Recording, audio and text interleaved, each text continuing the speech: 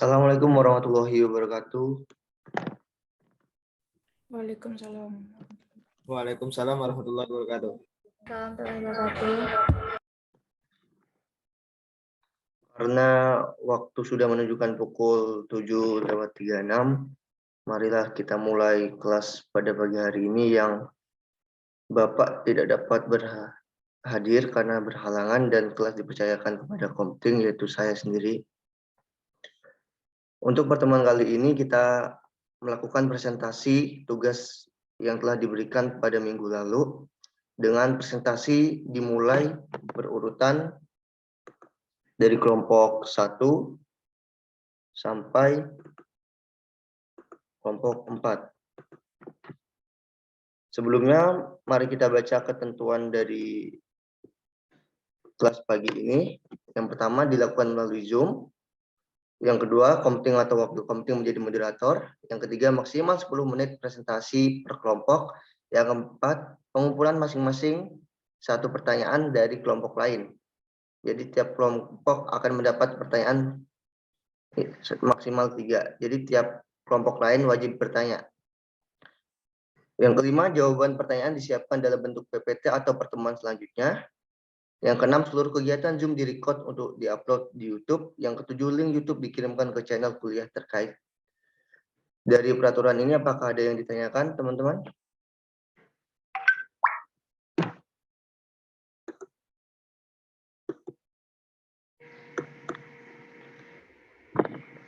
Apakah ada yang ditanyakan? Oke. Baik, untuk komting menjadi moderator ketika presentasi akan diberikan kepercayaan kepada masing-masing kelompok untuk memimpin presentasinya. Kemudian setelah selesai, baru kembalikan ke moderator utama lagi, yaitu kepada komting atau saya. Untuk terkait pengumpulan pertanyaan, kesepakatannya setelah presentasi, pertanyaan atau pertanyaannya nanti melalui grup WhatsApp saja, teman-teman.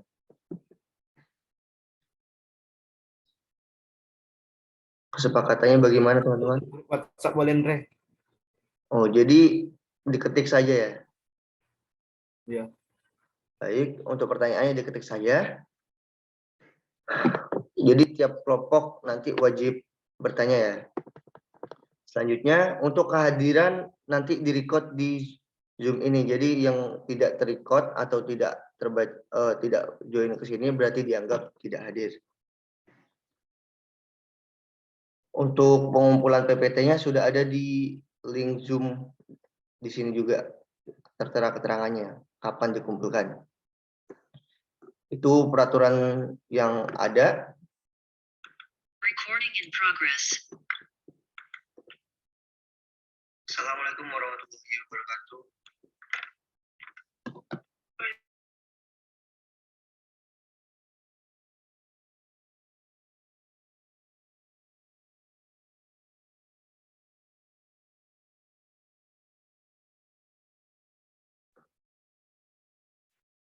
Baik, untuk sesi pertama akan diberikan kepada kelompok 1. Silakan kepada kelompok 1 dengan maksimal presentasi waktu 10 menit.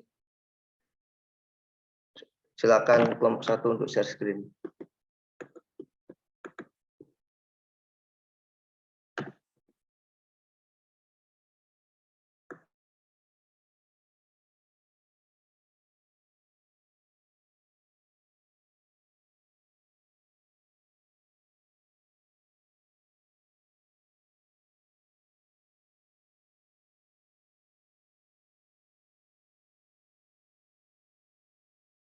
Izin moderator, apakah sudah terlihat share screen-nya?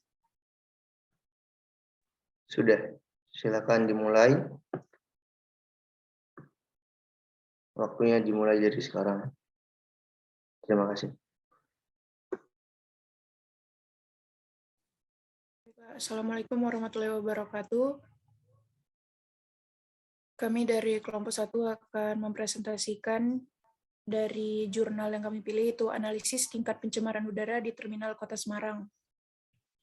Dengan anggota kelompok kami, itu ada Aris Maulana Yusuf dengan NIM 0120 1002. Selanjutnya ada Salsabila 21 1094 1022, dan saya sendiri Naski Sauli Arza 21 1094 1023. Selanjutnya ada Devianti Nurul Fatihah 21 1094 1033, Ziki Ciris Mahanena 21 1094 1038, Tegar Anggriawan 21 1094 2004, Revi Anissa Diva 21 1094 2006, dan Dea Firly Nandini 21 1094 2012. Selanjutnya materinya akan dijelaskan oleh Aris Maulana. Kepada Aris dipersilakan. Ini kembali Oke, baik. moderator. Kita masuk. Yang pertama adalah jenisnya. Selanjutnya. Nah, di sini kita perlu diketahui pencemaran udara di luar ruangan atau outdoor air pollution. Pada penelitian ini dilakukan di Terminal Mangkang, Terminal Panggaron, dan Terminal Terboyo. Next. Selanjutnya adalah sumber dari pencemaran tersebut. Next. Nah, Terminal Kota Semarang ini sebelumnya melayani kendaraan dengan jumlah yang berbeda-beda setiap harinya. Aktivitas transportasi yang tinggi ini menyebabkan tingginya tingkat pencemaran udara yang terjadi di daerah tersebut. Jumlah kendaraannya terbanyak yaitu di Terminal Terboyo, yaitu 90 kendaraan per jamnya. Dan paling sedikit di Terminal Penggaron, yaitu 14 kendaraan per jamnya. Dari hasil pengukuran yang dilakukan, ini menunjukkan bahwa konsentrasi PM10 di Terminal Mangkang sebesar 64,27 mikrogram per meter kubik. Terminal Penggaron yaitu 38,39 mikrogram per meter kubik. Dan Terminal Terboyo sebesar 99,35 mikrogram per meter per kubik. Baik, selanjutnya akan disampaikan oleh rekan kita.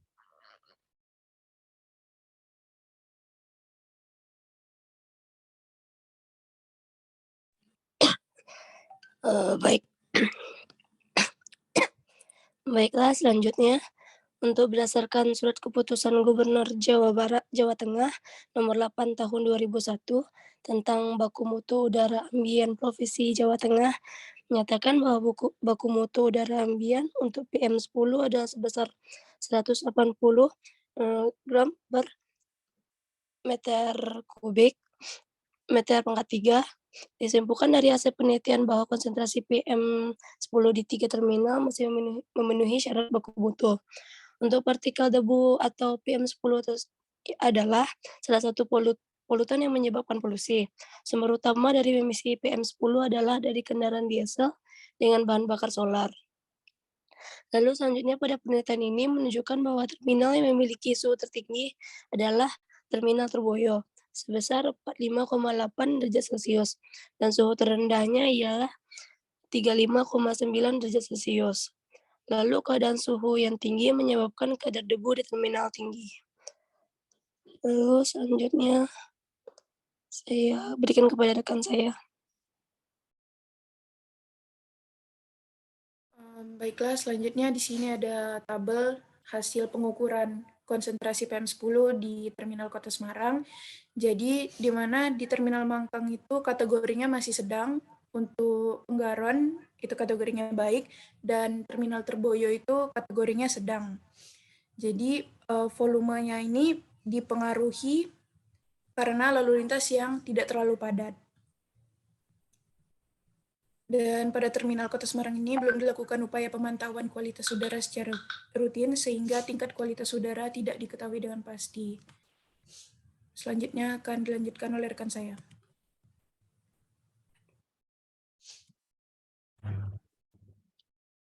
Baiklah, selanjutnya ini adalah tabel kadar debu terhirup responden penelitian di Terminal Kota Semarang.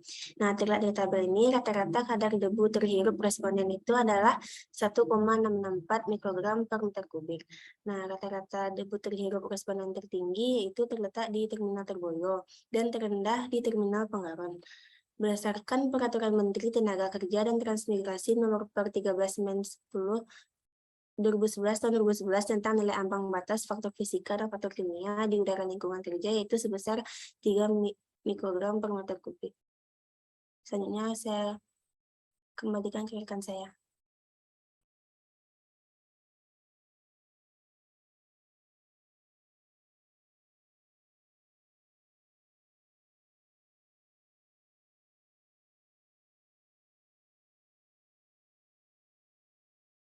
Pada Zikri.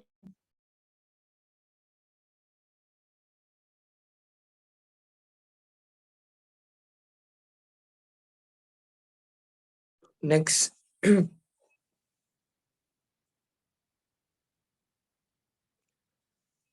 Ada beberapa terima kasih pada moderator. Selanjutnya ada beberapa karakteristik responden. Yang pertama, responden pada penelitian ini adalah utamanya pedagang tetap di terminal. Yang kedua, berusia lebih kurang 30 tahun sebanyak 96,7% dengan rata-rata usia 29,40. Selanjutnya adalah mayoritas pedagang berjenis kelamin laki-laki dengan persen 66,7%. Selanjutnya ada memiliki status gizi lebih dari 80%. Ada sebagian besar pedagang memiliki masa kerja lebih kurang 10 tahun dengan persentase 66,7%. Dan ada yang terpapar debu selama lebih kurang 8 jam per hari, ada 90%. Dan pedagang tidak memiliki kebiasaan merokok, ada 70%. Dan terakhir, tidak memakai alat pelindung diri selama melakukan aktivitas kerjanya, yaitu 100% di terminal. Terima kasih, kembalikan kepada moderator.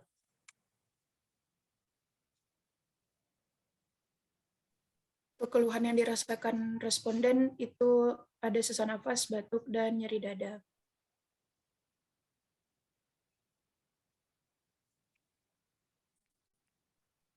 Baik, selanjutnya mengenai distribusi frekuensi kadar debu terhirup responden penelitian di Terminal Kota Semarang tahun 2017. Berikut merupakan data dari kadar distribusi tersebut, di mana kadar debu terhirup di atas NAB atau di atas ambang batas yaitu dengan frekuensi 6 serta dengan persentase sebesar 20%. Selanjutnya di bawah NAB dengan frekuensi 24 serta dengan persentase 80%. Dengan total frekuensi itu 30 dan persentase 100%.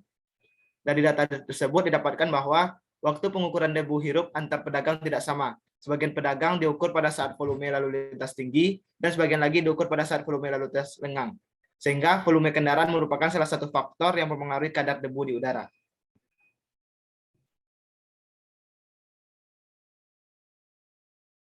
Baiknya, selanjutnya itu kapasitas vital paru dengan total frekuensi yaitu 30 orang atau 30 pedagang, yang mana kapasitas vital paru yang tidak normal berjumlah 17 pedagang dengan presentase 56,7% dan yang normal yaitu berjumlah 13 pedagang atau presentasenya 43,3%.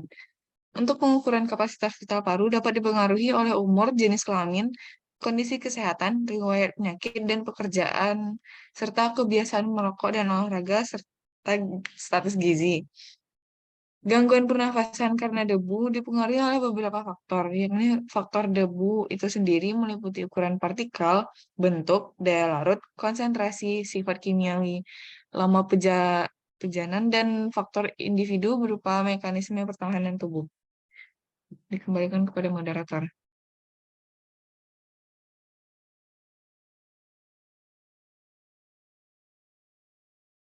Hal ini sesuai dengan penelitian yang dilakukan Devian Doko tahun 2012 yang menyatakan bahwa kadar debu yang rendah tapi lama keterpaparannya terjadi dalam waktu yang lama akan menimbulkan efek kumulatif, sehingga pada akhirnya pekerja dapat mengalami gangguan fungsi paru. Begitu juga dengan penelitian Sujono pada tahun 2003. Penelitian ini menunjukkan bahwa hasil pengukuran fungsi paru pada pedagang tetap di terminal dengan konsentrasi debu yang tinggi memiliki peluang 3,27 kali untuk terkena gangguan fungsi paru. Sekian dari saya kembalikan kepada moderator.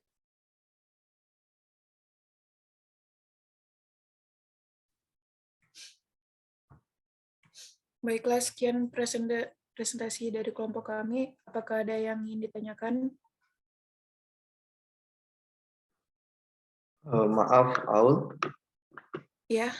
Sesuai kesepakatan yang awal tadi untuk pertanyaan dilanjutkan di grup WhatsApp. Oh, baik. Oke, kami tutup presentasi dari kami. Mohon maaf bila ada kesalahan. Wassalamualaikum warahmatullahi wabarakatuh. Waalaikumsalam warahmatullahi wabarakatuh. Baiklah, karena kelompok 1 telah selesai dilaksanakan, terima kasih kepada kelompok 1. Selanjutnya, materi akan dilanjutkan kepada kelompok 2. Silakan kepada kelompok 2 untuk share screen dan menyampaikan materinya.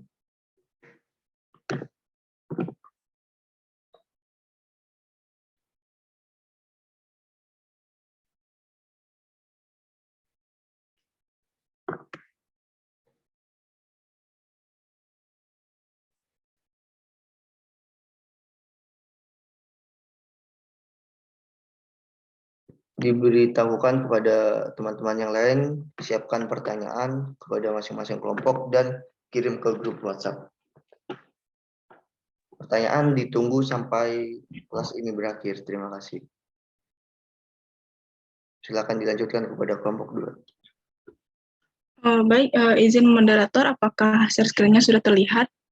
Sudah, Amanda?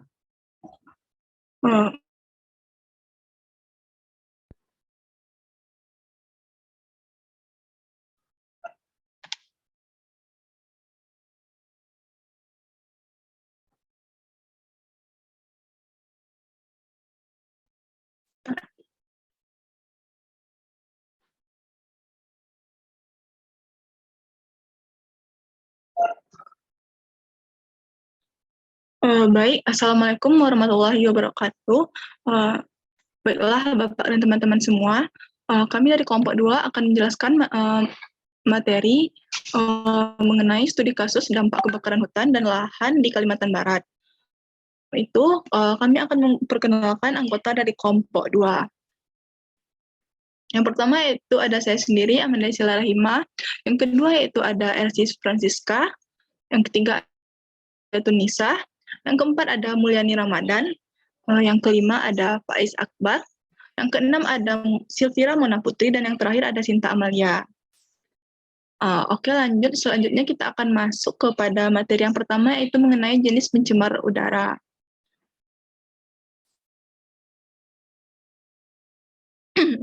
Nah, untuk jenis pencemar udara sendiri ada yang pertama itu ada kebakaran hutan yang akan dijelaskan oleh Eci. Kepada Eci, dipersilahkan.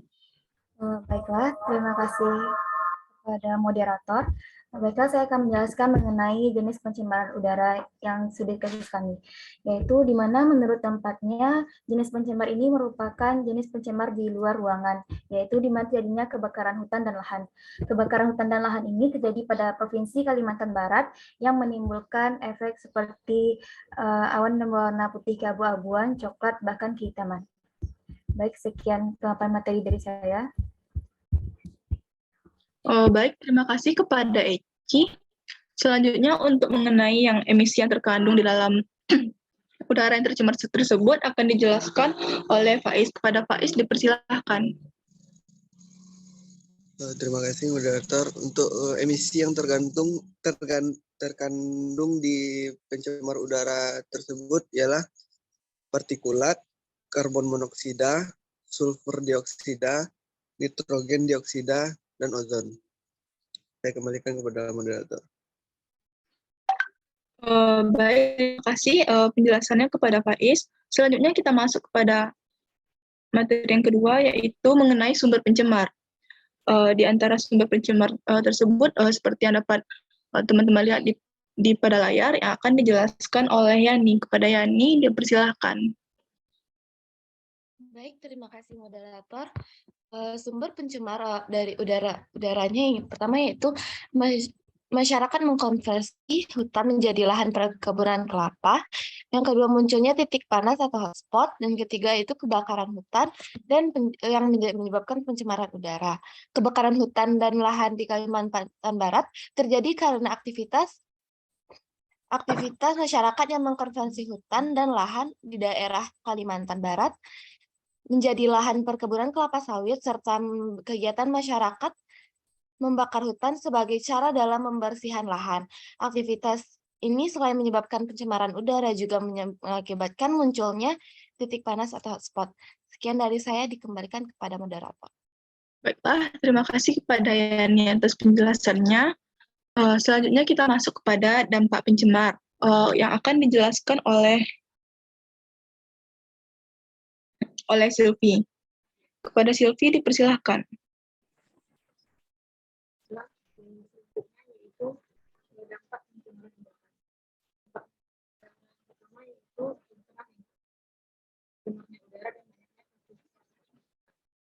Kedua yaitu terganggunya aktivitas ya menghambat untuk pembelajaran.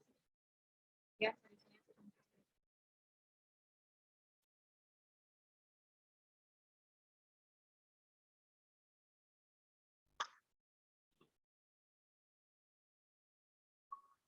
Izin Sylvie, Sylvie belum on mic.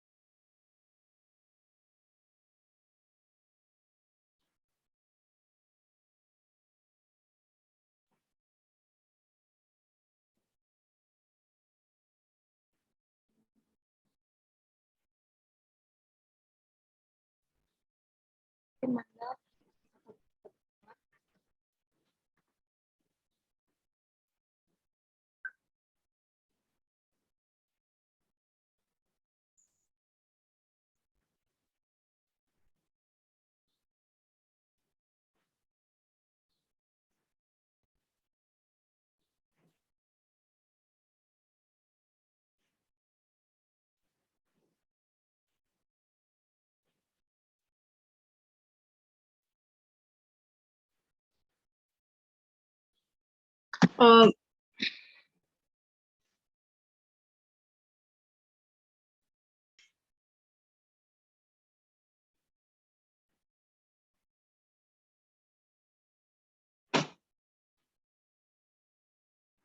Oke, selanjutnya itu mengenai dampak pencemar karena tadi Sylvie akan terkendala jaringan, akan saya lanjutkan. Yang pertama itu ada kerusakan lingkungan, seperti tercemarnya udara dan banyaknya kasus ISPA.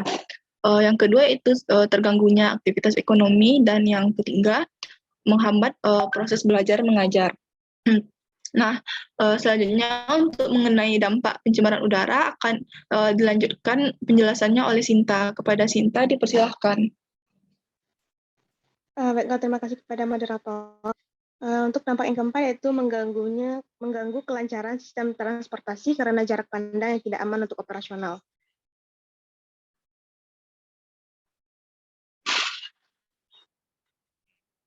Berikut untuk gambar dari pencemaran udara. Untuk gambar pertama yaitu seperti bisa dilihat terganggunya penglihatan akibat adanya pencemar. Dan yang kedua, terganggunya kesehatan akibat pencemar. Sekian saya berikan kepada moderator. Baiklah, terima kasih penjelasannya Sinta.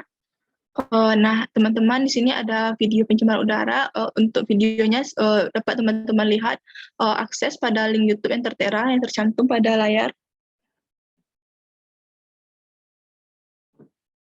Sekian presentasi dari kelompok kami. Mohon maaf atas segala kekurangan. Saya tutup. Assalamualaikum warahmatullahi wabarakatuh.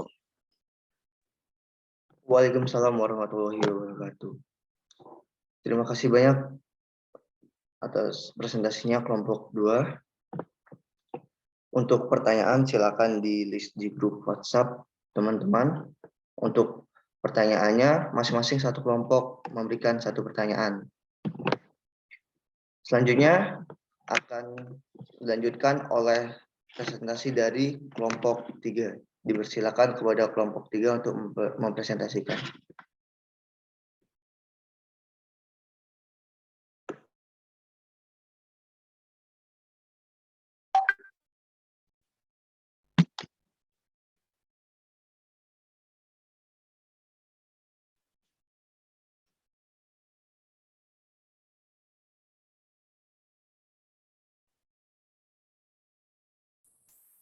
Baik, Assalamualaikum warahmatullahi wabarakatuh. Pada kesempatan kali ini kami dari kelompok 3 akan membawakan contoh kasus pencemaran udara tentang kebakaran hutan di Kalimantan Tengah pada tahun 1997 dan 1998.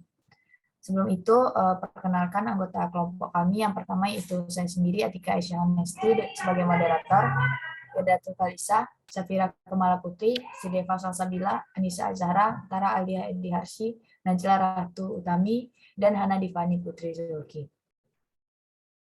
Yang pertama yaitu latar belakang tentang kasus yang akan kami bawakan akan disampaikan oleh Safira. Kepada Safira dipersilahkan. Baik, terima kasih kepada moderator. Di sini saya akan menjelaskan latar belakang kasus tersebut. Latar belakangnya tercatat luas lahan yang terbakar mencapai 19,7 juta hektar, serta menimbulkan 100.000 orang terserang penyakit akibat asap dan 240 orang tewas. Selain jutaan orang terpapar polusi dan musnahnya keragaman hayati, seluruh wilayah Asia Tenggara pun menjadi gelap.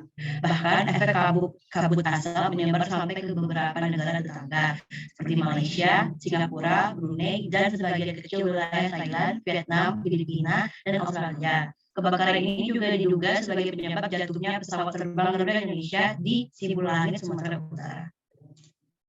Baik, kembali kepada moderator. Selanjutnya yaitu tentang next.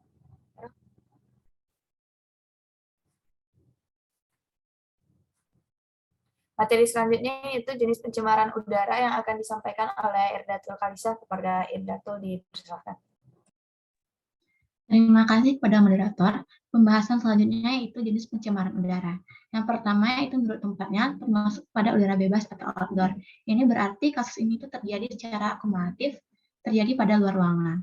Yang kedua itu menurut bentuknya, partikel dan gas organik. Partikelnya itu seperti debu, dan gas organik itu dapat berupa karbon dioksida, karbon monoksida, dan nitrogen oksida. Lalu yang ketiga menurut asalnya termasuk pada pencemaran primer. Ini berarti pencemaran udara ini penyebabnya langsung berasal dari sumbernya. Dan yang terakhir menurut dampak terhadap kesehatan itu termasuk langsung. Ini berarti dampaknya itu dapat dirasakan secara langsung oleh di sekitarnya, seperti terjadinya gangguan pernapasan seperti asma dan batuk. Sekian dari saya kembalikan pada moderator. Selanjutnya yaitu materi tentang sumber pencemaran udara yang akan disampaikan oleh Hana. Kepada silakan. Baiklah, terima kasih kepada moderator. Selanjutnya yaitu sumber pencemaran udara. Sumber pencemaran udara pada kasus ini itu merupakan adalah dari asap kebakaran hutan. Penyebab utama kebakaran hutan di Kalimantan Selatan adalah karena aktivitas manusia dan hanya sebagian kecil yang disebabkan oleh kejadian alam. Aktivitas manusia yang menjadi faktor utama penyebab kebakaran yaitu yang pertama ada sistem peladangan tradisional di penduduk setempat yang berpindah-pindah dan selalu dilakukan dengan cara pembakaran karena lebih cepat, murah, dan juga praktis. Kemudian yang kedua ada pembukaan hutan oleh para pemegang HPH atau hak pengusahaan hutan untuk industri kayu maupun perkebunan kelapa sawit. Metode pembukaan lahan dengan cara tebang habis dan pembakaran merupakan cara yang paling murah, mudah, dan juga cepat. Kemudian yang ketiga, mungkin sekian, kembalikan kepada moderator.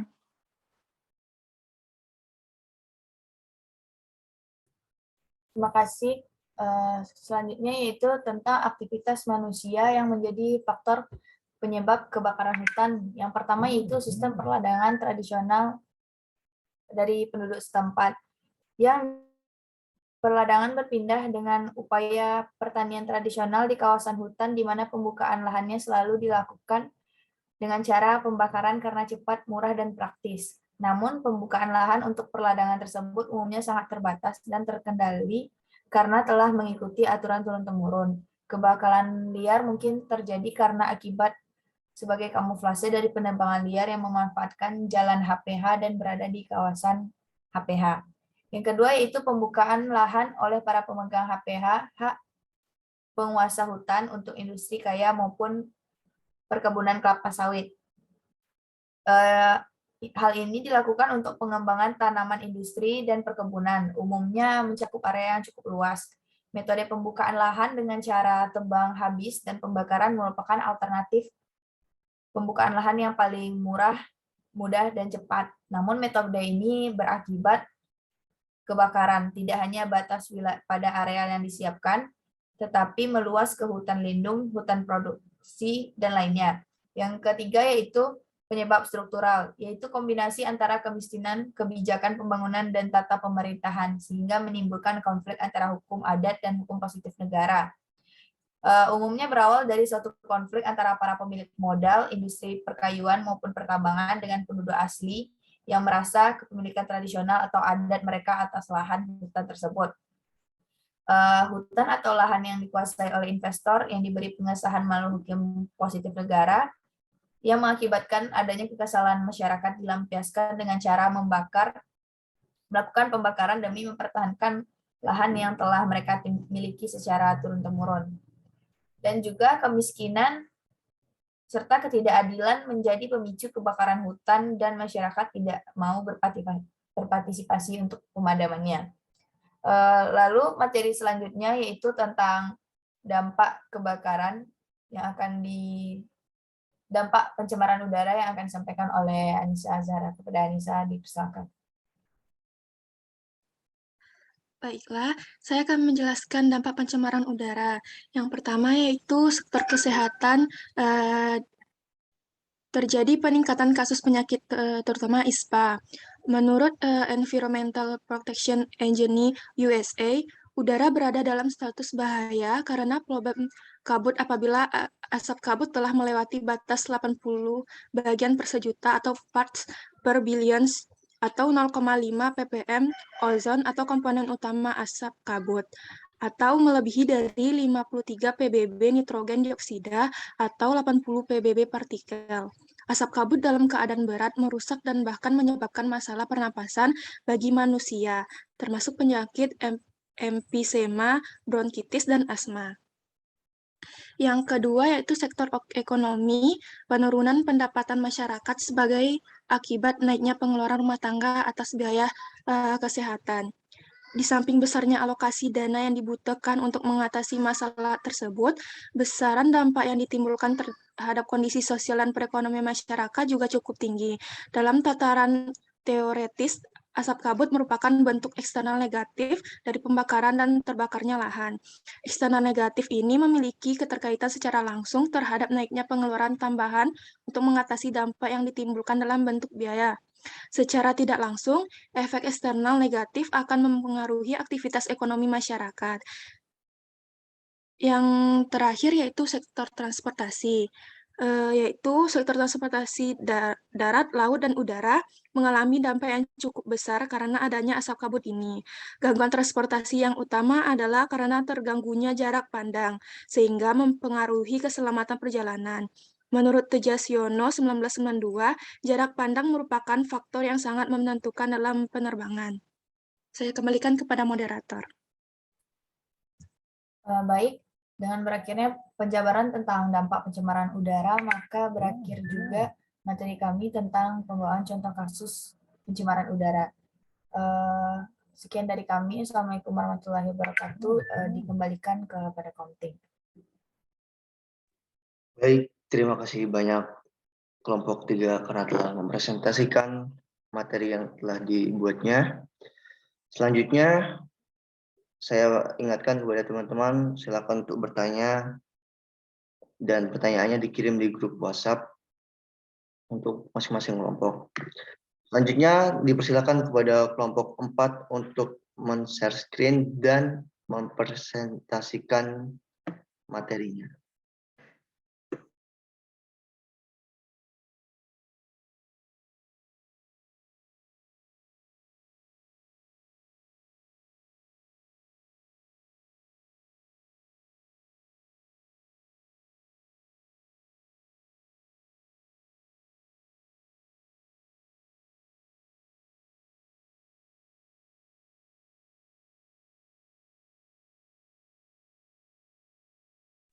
Baik, dipersilakan kepada kelompok 4.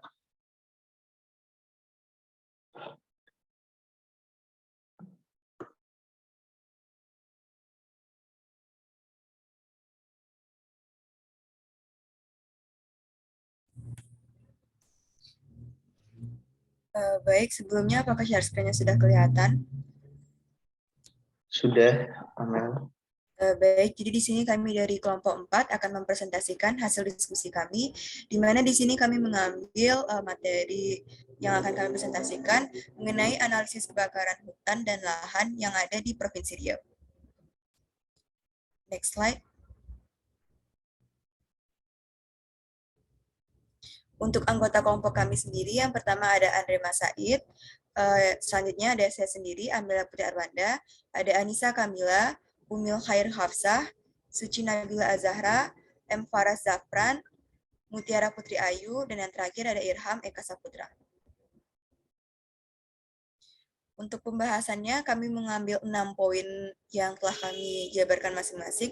Untuk yang pertama ada gambaran umum, selanjutnya ada lokasi penelitian, yang ketiga ada waktu penelitiannya, yang keempat jenis pencemar udara, yang kelima sumber pencemaran udara, dan yang terakhir dampak dari pencemaran udara tersebut. Untuk yang pertama mengenai gambaran umum akan disampaikan oleh Andre Masaid. Kepada Andre dipersilakan. Baik, terima kasih. Saya akan menjelaskan mengenai gambaran umum. Dapat dilihat pada layar, ada contoh kasus kebakaran. Ada lahan yang dibakar oleh api yang menghasilkan asap atau berupa polusi udara. Kebakaran hutan di Indonesia sudah sangat sering terjadi, terutama pada musim kemarau, di mana kebakaran hutan tersebut berdampak besar kepada lingkungan, kerugian ekonomi, dan masalah sosial, serta masalah-masalah lainnya. Dari dampak lingkungan, salah satu contoh dampak lingkungannya yaitu pencemaran udara yang berupa asap. Dari kasus kami, Riau memiliki luas lahan gambut sekitar 3.867.413 hektar atau sekitar 43,61% dari total luasnya. Melihat luas lahan gambut tersebut yang berpotensi atau sering terjadi kebakaran di lahan gambut tersebut, maka pemerintah harus memperhatikan tentang kebakaran hutan di Provinsi Riau, memperhatikan tentang pencegahan dan penanggulangan agar tidak terjadi kebakaran hutan besar lagi di Provinsi Riau. Terima kasih. Saya kembalikan kepada moderator. Baik, terima kasih kepada Andre. Next slide. Untuk selanjutnya mengenai lokasi penelitian akan disampaikan oleh Faras. Kepada Faras dipersilakan. Baik, untuk lokasi penelitian ini dilakukan di semua kabupaten di Provinsi Riau. Dengan pertimbangan bahwa hampir semua wilayah di Provinsi Riau itu terkena dampak kebakaran hutan dan lahan yang terjadi pada setiap tahun di Provinsi Riau. Dikembalikan kepada moderator. Baik, terima kasih kepada Faras. Next slide. Untuk selanjutnya ada waktu penelitian yang akan disampaikan oleh saya sendiri. Jadi pada kasus yang kami angkat ini, waktu penelitiannya dilakukan pada bulan Juli tahun 2019 oleh Fakultas Pertanian Kampus Bina Widya Panam KM 12,5 Pekanbaru. Dengan analisis data hotspot atau jumlah titik panas yang dilakukan menurut data 9 tahun terakhir, yakni pada tahun 2007 sampai dengan 2015. Analisis data hotspot sendiri dilakukan dengan memplot selama 9 tahun terakhir. Ini bertujuan untuk menunjukkan posisi hotspot dan distribusi di lokasi penelitian, sehingga potensi api dari area penelitian dapat diperoleh. Untuk penentuan lokasi data hotspot sendiri, sebagai variabel dilakukan dengan mempertimbangkan penyebaran titik dengan ukuran grid 5 km dikali 5 km. Untuk memastikan bahwa hotspot yang digunakan sebagai variabel dapat memenuhi nomor hotspot yang lebih besar dari 50 poin, akan diambil untuk mewakili data hotspot tersebut. Next slide. Untuk selanjutnya, mengenai jenis pencemar udara akan disampaikan oleh Anissa Kamila. Baiklah, terima kasih moderator. Selanjutnya jenis pencemar udara yaitu berdasarkan indeks hasil pencemar udara atau ISPU terdapat 5 kandungan berbahaya dalam asap kebakaran hutan, yaitu terdiri dari karbon monoksida yang dapat menimbulkan sesak nafas, koma, dan juga kematian. Selanjutnya ada sulfur dioksida atau SO2, nitrogen dioksida atau NO2, dan juga ozon atau O3. Dikembalikan kepada Amel. Terima kasih. Baik, terima kasih kepada Mila. Untuk selanjutnya mengenai sumber pencemar akan disampaikan oleh Suci. Baiklah, terima kasih kepada moderator. Di sini saya akan menjelaskan tentang sumber pencemar yang terjadi pada kebakaran hutan di Provinsi Riau. Sumber pencemar ini dibagi menjadi 3 macam. Yang pertama yaitu faktor biotik lingkungan. Secara umum, faktor yang memengaruhinya adalah tutupan lahan, curah hujan, ketinggian, kemiringan lahan, dan lain sebagainya. Lalu selanjutnya ada faktor sosial dan ekonomi, bersumber dari aktivitas manusia seperti membuka lahan untuk kepentingan perkebunan. Dan yang terakhir yaitu faktor kebijakan dan alokasi, di mana ada 2 pembagian, yaitu pertama tata letak ruang yang definitif, dan 2 adanya ketidaktegasan pada pemerintah dalam kasus kebakaran hutan yang terjadi di Provinsi Riau. Dikembalikan kepada moderator.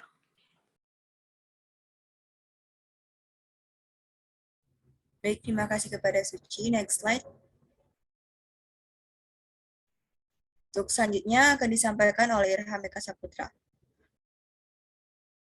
Baik, saya akan menjelaskan tentang sumber pencemaran udara. Dan selanjutnya yaitu kebakaran hutan. Secara umum disebabkan oleh musim kemarau, pembukaan di lahan gambut dan aktivitas manusia seperti kayak pembakaran lahan dan puntung rokok yang dibuang secara tidak sengaja atau maupun disengaja. Diberikan pada moderator. Terima kasih kepada Irham. Untuk selanjutnya mengenai dampak pencemaran udara akan disampaikan oleh Mutiara Putri Ayu. Baiklah, selanjutnya yaitu tentang dampak pencemaran udara. Yang pertama yaitu dampak biologi. Yang pertama, habitat makhluk hidup yang hilang. Yang kedua, horizon yang akan menipis. Yang ketiga, pohon besar yang tumbang. Yang keempat, kebutuhan air bersih yang tak terpenuhi. Yang kelima, yaitu kesehatan masyarakat. Terima kasih, dikembalikan kepada moderator. Terima kasih kepada Mutiara. Untuk selanjutnya akan disampaikan oleh Umil Khair Hafsah. Kepada Umil dipersilakan. Baik, terima kasih kepada moderator. Selanjutnya, dampak sosial ekonomi, yaitu seperti perekonomian terganggu, transportasi terganggu, kemudian produktivitas menurun. Selain itu, pencemar udara juga berdampak pada kualitas udara dan cuaca yang ada pada Provinsi Riau. Kembalikan kepada moderator. Baiklah, terima kasih kepada Umil. Berakhirnya penyampaian materi dari Umil, maka berakhir pula presentasi dari kelompok 4. Terima kasih atas perhatiannya dan mohon maaf atas segala kekurangannya. Dikembalikan kepada Andri.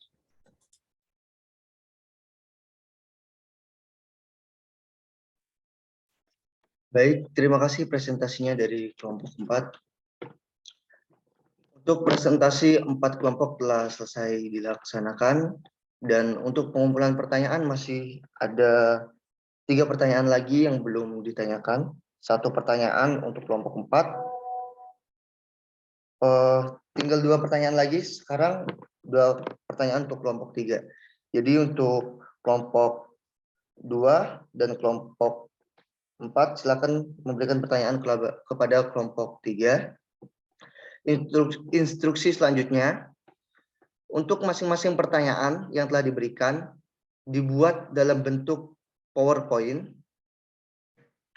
yang kemudian akan dikumpulkan di MS Team di pertemuan kita kali ini. Di-upload di sana masing-masing kelompoknya.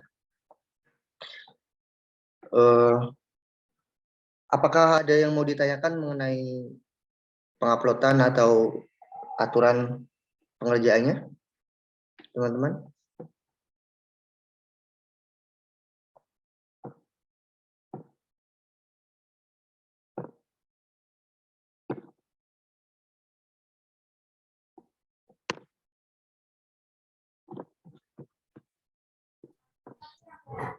selanjutnya udah jelas cara untuk buat.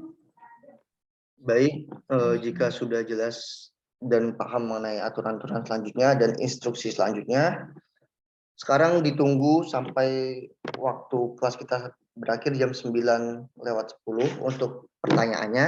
Dan untuk pertemuan Zoom kali ini, apakah bisa diakhirin, teman-teman? Bisa, Andre. Baik, terima kasih kepada semua yang telah hadir dan yang telah mempresentasikan materinya. Untuk pertemuan kali ini, saya tutup dan saya akhiri. Assalamualaikum warahmatullahi wabarakatuh. Waalaikumsalam warahmatullahi wabarakatuh. Waalaikumsalam warahmatullahi wabarakatuh. Terima kasih teman-teman semuanya.